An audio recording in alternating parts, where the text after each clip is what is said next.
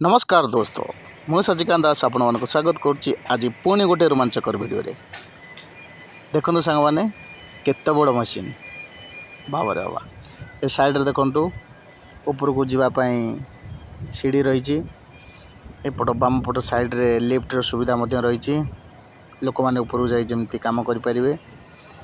ए machine रे conveyor line setting करा जायछि ता सहित हम्पर रही जहाज ग्राफ माध्यम रे माल आनी हम्पर पका जाए।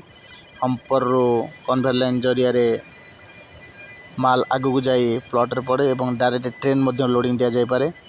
डायरेक्ट माल जहाज रो खाली हबो एवं सीधा जाय के ट्रेन लोडिंग करा जाय परियो। देखंतु ये मशीन केते बड़ हाइट अछि। सबटु आश्चर्यजनक जिनस होछि सांग माने ये मशीन टी मार्चिंग करि पारे बोले चली पारे आगु को पछ को तार सुविधा अनुसार ये निज को एडजस्टमेंट करी आगु बढ़ी पारे।